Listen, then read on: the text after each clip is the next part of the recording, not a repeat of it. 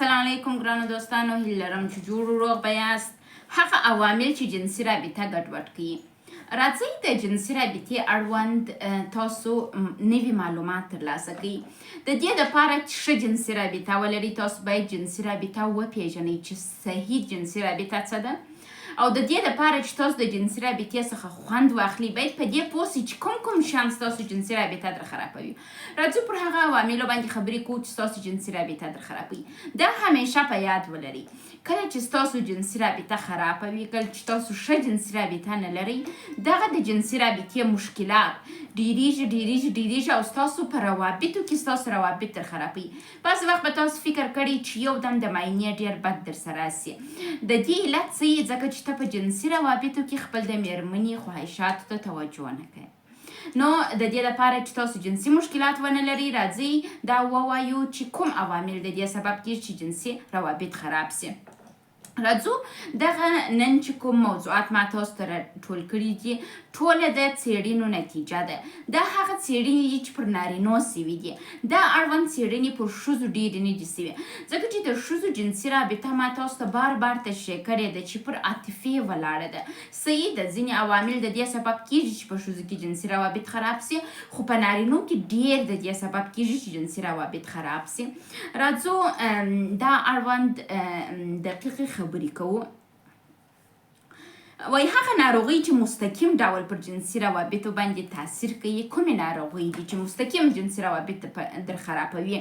یو د شکرې ناجوړي ده، یو د زړه ناروغۍ ده، د رګونو ناروغۍ، سرطان ناروغۍ او MS ناروغۍ. دا په مستقیم ډول زموږ په جنسي روابطو باندې تاثیر کوي. زه به تاسو ته یو حقیقي مثال خپل د ژوند ووایم. کله چې زه لومړی ځل واده سولم، زه زیري سن انجلۍ وم. زه یو 19 کلن ځوان ته واده سولم. زما میړه د شکرې ناجوړي درلودله او د شکرې ناجوړي په معیاري ډول د تداوي نه کېدل. د لومړۍ جنسي رابطې لپاره زما او زما د میړه رابطه 2 میاشتې وځنډېدل. 2 میاشتې موږ منظمه ښه جنسي رابطه نه درلودل، ځکه چې زما د میړه د نعوظ مشکلات و او بل د ژر انزالي مشکلات و. په ما کې بیا ویره و د لومړۍ جنسي رابطې څخه. نو دغه شکره ناجوړي پر لومړۍ جنسي رابطې باندې هم تاثیر کوي او وروسته هم پر جنسي روابطو باندې تاثیر کوي.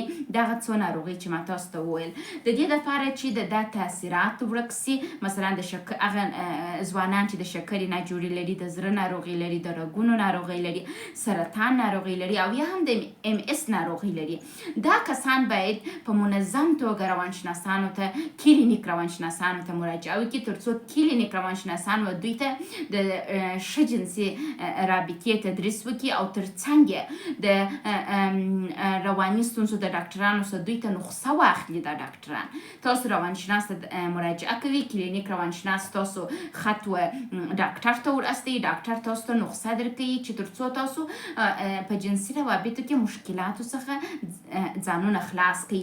دغه ناروغۍ چې په مستقیم ډول پر جنسي روابطو باندې تاثیر کوي، دا په دې معنا نه ده چې دا مریض نو جنسي روابطو کې 100% مشکلات لري. د دې حل ستا، خو تاسو باید کلینیک روانشناس ته مراجعه وکړئ او سایکیټریست ته مراجعه وکړئ. تاسو لومړی کولی سئ کلینیک روانشناس ته ولاړ سئ، بیا هم کلینیک روانشناس و سایکیټریست ته هم معرفي کوي. دوامه موضوع ده، وای هغه ناروغۍ چې په غیر مستقیم ډول پر جنسي رابطې باندې تاثیر کوي. تاسو پوهیږئ بعضې دغه ناجوړي چې ما درته ویلې دا په مستقیم ډول جنسي مشکلات پېښوي، لیکن بعضې وخت په غیر مستقیم ډول ځینې ناروغۍ پر موږ باندې بد تاثیر کوي. کله شدید زکام، کله چې موږ زکام سو، هم په نارینو کې هم په ښځو کې یو ډول احساس کوي د ځانه دې بد راځي، لکه ته چې خیرن یې، داسې یو احساسات راولي. نو زکام هم د دې سبب کېږي چې جنسي روابط کې ګډوډي راولي. بېهوشي، د عملیات بېهوشي چې کله مریض عملیاتوي چې بېهوشه یې کې، کله چې هغه هوش ته راسي څه وخت دوی جنسي مشکلات لري. بل د غاښ درملنه، کله چې د غاښ درملنه کوي دا هم پر جنسي مسایلو باندې تاثیرات لري. ډېر وزن، هغه کسان چې ډېر وزن لري په ټولنه کې خلک ورته متوجه یا په خپل ډېر وزن باندې تشویش کوي. هغه کسان چې ډېر وزن لري هغوی هم په غیر مستقیم ډول جنسي مشکلات لري. بل موضوع دا ده چې جسمي معیوبتوب بعضې څوک لاس نه لري، بعضې پښه نه لري، د بعضو یو غوږ نه وي، د بعضو کوم ځای معیوبه وي. دغه معیوبتوب هم د دې سبب کېږي چې پر جنسي روابطو باندې مشکلات پیدا سي. او بل پر مخ باندې زوردانې، بعضې انسانان پر مخ باندې زوردانې لري. دغه زوردانې هم د دې سبب کېږي چې دوی تشویش وکړي، دوی د شرم احساس وکړي او دوی یو ډول ناارام احساس ولري. نو دغه د دوی په غیر مستقیم توګه پر جنسي روابطو باندې تاثیر ایږدي. راځو درېیمې موضوع ته چې مهمه موضوع ده.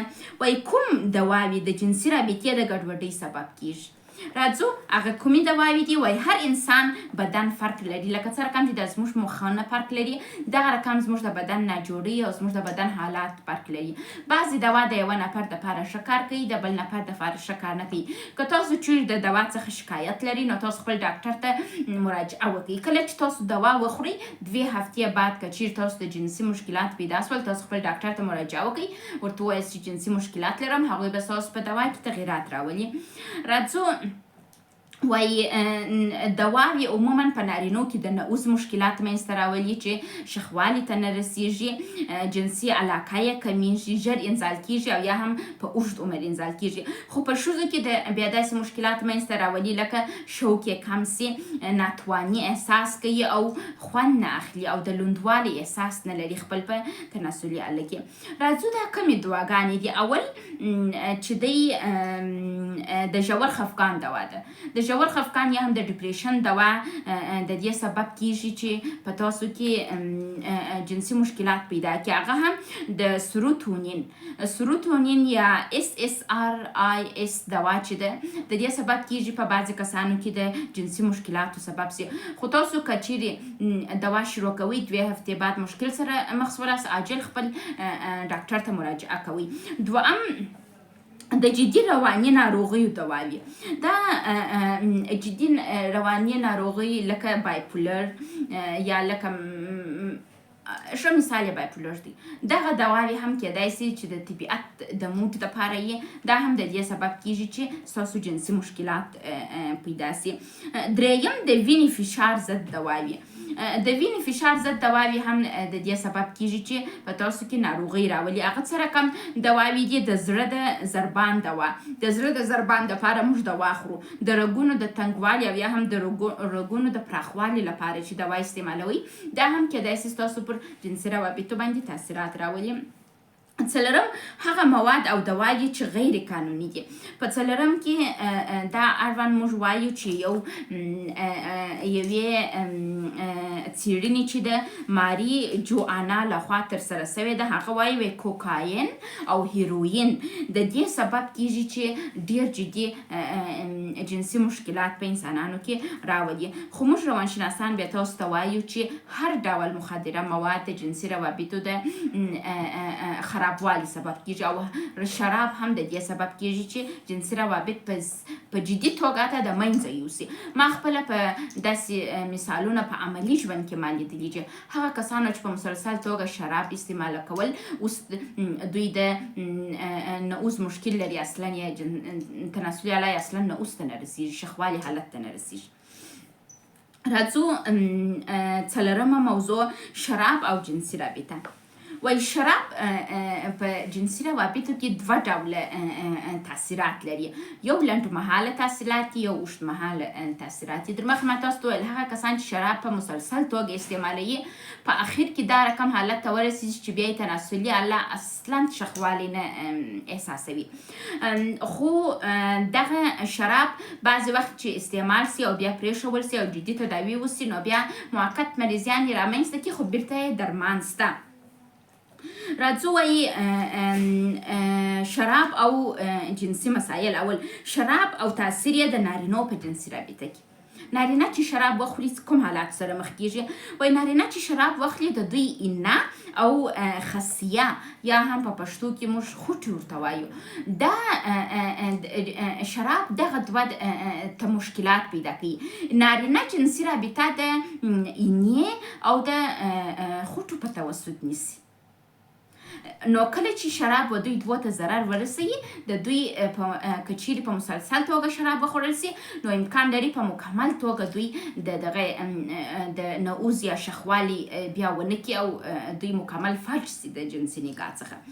وایي شراب او تاثیر یې د ښځو په جنسي رابطه کې ښځه هم چې که شراب وخوري نو په دوی کې دا مشکلات منځته راځي. وایي د اوج خوند ته نه رسیږي، د انزال غیر منظم حیض یې ور غیر منظم کوي او په حاملتوب کې مشکلات ورته پیدا کوي. هغه ښځه چې ډېر شراب استعمالوي بیا حامله کیږي نه، او هغه نارینه چې ډېر شراب استعمالوي هغه اولاد نشي پیدا کولی. چې دا هم ما خپل په ژوند کې په عملي توګه لیدلي چې هغه کسان چې شراب استعمالوي که نارینه وه که ښځې وه اولادونه یې نه دي پیدا کړي، حتی در 70 کالو پورې ورسېدل بیا اولاد یې ژوند دی. 5مه مسله ده، وایي د شراب یا مخدره موادو د پرېښودلو وروسته جنسي مشکلات. که چیرې تاسو په کم وخت کې لږ مخدره مواد استفاده کړي چې مثلا 2 میاشتې یا مثلا 2 یا 3 کاله او بیا مخدره مواد پرې ایښي چې او تصمیم لري چې بیا هیڅ وخت دا مواد استفاده نه کوي، تاسو ته ښه ځای دا دی چې تاسو د جنسي مشکلات چې اوس یې لري دا د موقت وخت دپاره دي. وروسته د څه وخته بس تاسو جنسي مشکلات په مکمل توګه حل سي او تاسو به جوړ روغ انسان سي. 6مه موضوع ده، وایي آیا د جنسي طاقت دوا سته؟ موږ په جواب کې درته وایو چې نه خیر، په دنیا کې هیڅ داسې یو دوا نشته چې ستاسو جنسي طاقت در ډېر کړي، ستاسو انزال در ډېر کړي او یا هم ستاسو انزال در کم کړي.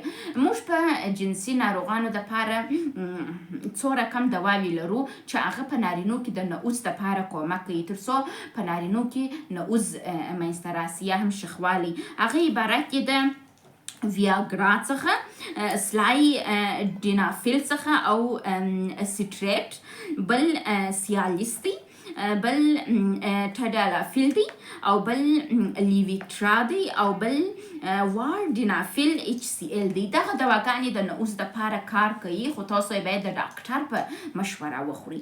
9مه مسئله ده د جنسي رابطې قطع کولو وروسته جنسي مسایل. تاسو به بعضې انسانان لیدلي چې هغوی یو دم په ایډز ناجوري اخته سي یا هم بله ساري ناجوري باندې اخته سي، د میړو معاینه د جنسي رابطې څخه قطع سي. نو د دې دپاره چې تاسو د جنسي رابطې څخه قطع سي او ستاسو روابطه مشکلاتو سره مخ سي، تاسو کوشش وکړئ چې دا رقم حالاتو کې د صبر او تحمل څخه کار واخلي، یو بل حمایت کوي. بل مهمه خبره دا ده چې تاسو کوشش وکړئ د عشقبازۍ د لارې خپل روابط وپالئ. مثلا ښځې چې د نارینه سره کومک کوي چې دوی خپل خوند احساس کړي او نارینه چې د ښځې سره کومک کوي. کله چې تاسو د جنسي رابطې د قطعوالي سره مخ کېږئ نو تاسو خپل رابطه مه قطع کوئ. د میړو د معاینه ژوند یوازې پر دخول باندې نه دی بلکې دا ژوند نور مسایل هم لري، ناز، عاطفه، صمیمیت، یو بل ته توجه کول. هیڅ وخت که تاسو د ناروغۍ سره مخ کېږئ د جنسي مسایلو سره یو بل مه پرېږدئ، مخصوصا ښځې چې د جنسي مسایلو وروسته نارینه ترک کوي او دا ډېر بد دی. راځو وایي د جنسي مشکلاتو وروسته څه وکړو. اول تمرین دا دی وایي چې موږ جنسي مشکلات لرو باید څه وکړو. اول تمرین دا دی وایي خپل جنسي مشکلات بررسي کړئ چې کوم ماډل جنسي مشکلات لري، عاجل ډاکټر ته مراجعه وکړئ. او 2م تمرین دا دی وایي خپل جنسي مشکلات ارزیابي کوئ په یو څو عمر کې. تاسو چې جنسي روابط نیسئ د ځان څخه سوال وکړئ چې زما جنسي رابطه څنګه ده، آیا مشکلات لرم که یا، مېرمن مې مشکلات لري که یا. همیشه کوشش کوئ خپل د جنسي مسایلو اړوند خپل د ژوند د ملګري سره خبرې وکړي، خپل جنسي رابطه بررسي او ارزیابي کوئ او بیا ژوند ته ادامه ورکوئ. داسې مه کوئ لکه حیوانان چې جنسي رابطه سره نیسئ، لکه پرندګان یو د بل سره جلا کېږي او بیا یو د بل پوښتنه مه کوئ. تاسو انسانان یاست، اشرف المخلوقات یاست، جنسي روابط جدي ونیسئ، په صحي توګه کلینیک روانشناسانو ته مراجعه وکړئ تر څو هغه ستاسو د جنسي مسایلو درملنه وکړي. مننه.